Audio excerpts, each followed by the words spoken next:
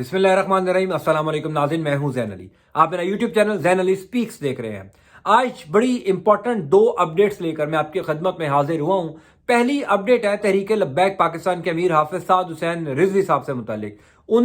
से मुतालिक अपडेट यह है कि एक आलमी अखबार ने तहरीक लब्बैक पाकिस्तान के अमीर के मुतालिक एक बहुत बड़ा दावा किया है। मैं जब से साद रिजवी साहब जेल से बाहर आए हैं, नज़रबंदी ख़त्म करके, मैं बार बार ये बात कर रहा हूँ कि पाकिस्तान की जो सियासत है वो तहरीक लब्बैक पाकिस्तान के इर्द गिर्द घूम रही है। साद रिजवी साहब उस सियासत का महवर बने हुए हैं। आज मेरी बात को एक आलमी अखबार ने सच साबित कर दिया है और एक बहुत बड़ा दावा भी साद हुसैन रिजवी साहब से मुतल्लिक किया। उस आर्टिकल के अंदर क्या लिखा गया है, साद रिजवी साहब से मुतल्लिक क्या दावा किया गया और आइंदा पाकिस्तान की सियासत किस तरह तहरीक लब्बैक पाकिस्तान के इर्द गिर्द घूमेगी और तहरीक लब्बैक पाकिस्तान उस पर क्या फैसला करेगी, ये मैं आज की वीडियो में बताऊंगा। दूसरी बड़ी इंपॉर्टेंट अपडेट्स ये हैं कि मरियम नवाज शरीफ साहिबा की कुछ मजीद ऑडियोज सामने आई हैं। आपको पता पाकिस्तान के अंदर आजकल ऑडियोज और वीडियोज का सीजन चल रहा है। साकिब निसार साहब की एक ऑडियो सामने आई मुबैना तौर पर, मरियम नवाज की ऑडियो आई जिसका उन्होंने खुद एतराफ किया बाकायदा प्रेस कॉन्फ्रेंस में कि वो मेरी आवाज है।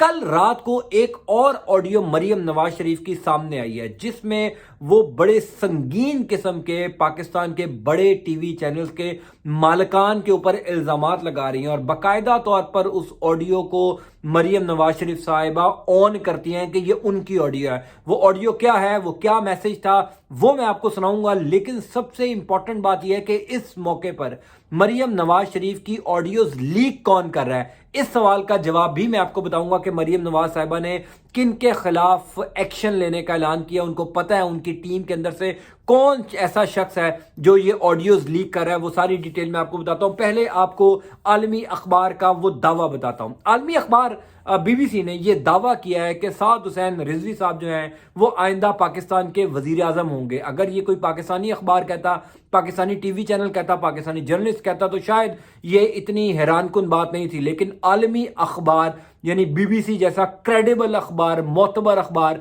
साद हुसैन रिजवी साहब के मुतालिक अगर ये कह रहा है तो ये परेशानकुन बात है दीगर तमाम सियासी जमातों के लिए। वो सियासी जमातें जो पाकिस्तान के अंदर कई हुकूमतें कर चुकी हैं, कई दफा इख्तिदार के अंदर रह चुकी हैं। आर्टिकल जो लिखा गया साद हुसैन रिजवी साहब के ऊपर बीबीसी के अंदर, उसमें पहला जुमला ही यह लिखा गया है कि साद हुसैन रिजवी साहब को अल्लामा साहब कहकर पुकारा जाए या मुस्तकबिल का वजीर आजम कहकर पुकारा जाए। ये बीबीसी लिख रहा है, पाकिस्तान का कोई इदारा नहीं लिख रहा। दूसरा जो तहरीक लब्बैक पाकिस्तान का वोट बैंक है, उस हवाले से भी बीबीसी ने बड़ी जबरदस्त जो है वो तहरीर लिखी है। बीबीसी का कहना है कि साद हुसैन रिजवी साहब के पास इस वक्त जो वोट बैंक है वो मरियम नवाज साहिबा और बिलावल भुट्टो साहब से ज्यादा वोट बैंक है। और उन्होंने इस खदशे का भी अपने आर्टिकल के अंदर इजहार किया है कि मौलाना खादिम हुसैन रिजवी मरहूम जो है वो साद हुसैन रिजवी साहब को शायद ये बता कर गए होंगे, शायद ये बता कर गए होंगे। उन्होंने इस अल्फाज का इस्तेमाल किया है कि जब भी कोई सियासतदान तुम्हें मिलेगा तो अपने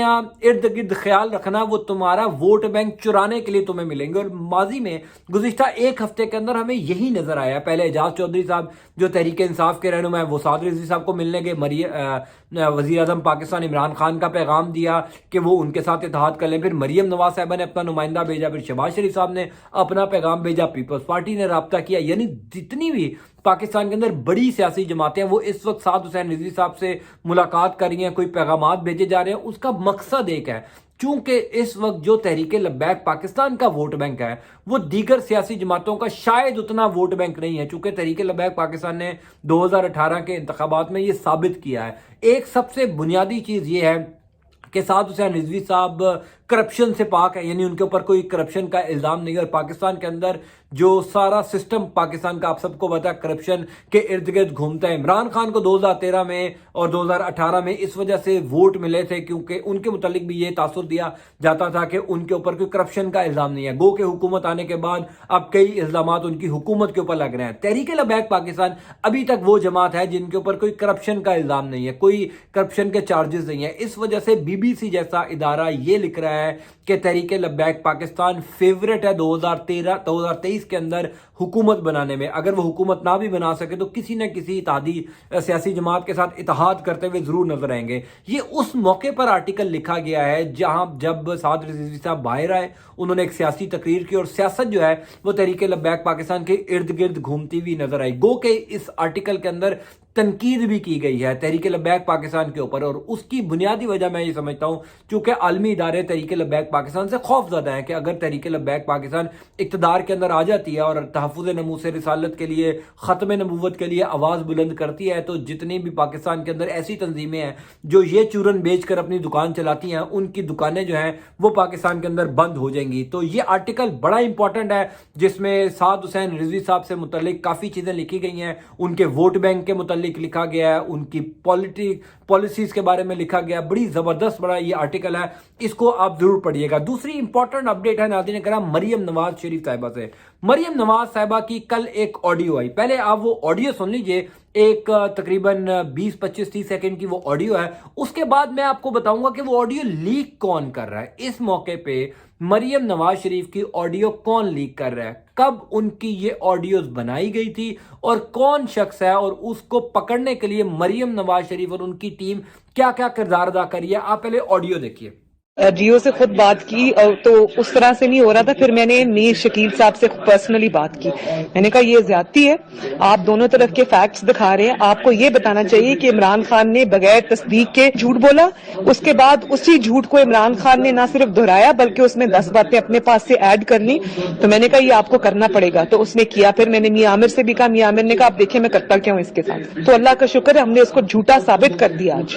ناظرین آپ نے آڈیو سن لی، مریم نواز شریف صاحبہ دو پاکستان کے ٹی وی چینلز مالکان میر شکیل الرحمان اور میاں عامر محمود، دنیا ٹی وی اور جیو ٹیلی ویژن کے مالکان کے بارے میں بڑے سخت جو ہیں وہ سنگین ان کے اوپر الزام لگا رہی ہیں کہ میں نے ان کو ڈائریکشنز دے دی ہے، یہ نہیں کرنا، یہ کرنا ہے۔ یہ پاکستان کا میڈیا کس طرح چلتا ہے، آزادی صحافت کے جو علم بردار ہیں وہ کس طرح کام کرتے ہیں، اس آڈیو نے، اس مختصر آڈیو نے پاکستان کے میڈیا کا سارا کٹھا چھٹا جو ہے وہ کھول کر سامنے رکھ دیا۔ اب سوال یہ ہے کہ اس موقع پر مریم نواز شریف صاحبہ کے یہ جو آڈیو پیغامات ہیں اس کو ریلیز کون کر رہا ہے؟ 2013 سے لے کر 2018 تک مریم نواز شریف جو ہیں وہ پرائم منسٹر ہاؤس میں، وزیر اعظم ہاؤس میں پاکستان مسلم لیگ نواز یعنی حکومت کا میڈیا سیل چلاتی تھی۔ ان کے میڈیا سیل کے اندر کئی لوگ تھے، میرے اندازے کے مطابق، میری اطلاع کے مطابق تقریباً 55 لوگ اس میڈیا سیل کے اندر کام کرتے تھے جن کو سرکاری خزانے سے پیسے دیے جاتے تھے۔ اب اسلام آباد میں کافی لوگوں کو پتہ ہے، مریم نواز شریف خود بھی اس بات کا اعتراف کرتی ہیں کہ وہ جو ہیں وہ میڈیا سیل چلاتی تھی حکومت کا۔ اس میڈیا سیل کے اندر 2 لوگ ایسے تھے جو بعد میں پاکستان تحریک انصاف انہوں نے جوائن کی یا تحریک انصاف کے میڈیا سیل کا حصہ بنے۔ ان 2 لوگوں کے ساتھ مریم نواز شریف کی کمیونیکیشن بہت زیادہ تھی۔ اب یہ آڈیو مریم نواز شریف نے ان 2 لوگوں کو نہیں بھیجی تھی، لیکن چونکہ ایک ایسا واٹس ایپ کا گروپ بنا ہوا تھا جس کے اندر وہ 2 لوگ بھی شامل تھے اور مریم نواز شریف بھی شامل تھی، اس گروپ کے اندر پاکستان مسلم لیگ نواز کے میڈیا سیل کے کئی اور لوگ بھی شامل تھے۔ اس گروپ میں مریم نواز شریف نے کئی آڈیوز بھیجی تھی، میں ان 2 کی بات نہیں کر رہا، ان 2 کے علاوہ بھی کئی آڈیوز ہیں، اور مریم نواز شریف کو اس بات کا بخوبی اندازہ ہے کہ میری کئی ایسی آڈیوز ہیں، کئی ایسی آڈیوز جو پاکستان کی سیاست کے اندر تہلکہ مچا سکتی ہیں۔ گو کہ اس آڈیو نے بھی جو کل رات کو آئی ہے میر شکیل الرحمان اور میاں عامر محمود سے متعلق، اس آڈیو نے بھی کئی سوالات جو ہیں وہ کھڑے کر دی ہیں، لیکن مریم نواز کو اس بات کا اندازہ ہے کہ ان کی کئی اور آڈیوز بھی ایسی ہیں جو پاکستانی سیاست کے اندر بڑا تہلکہ مچا سکتی ہیں۔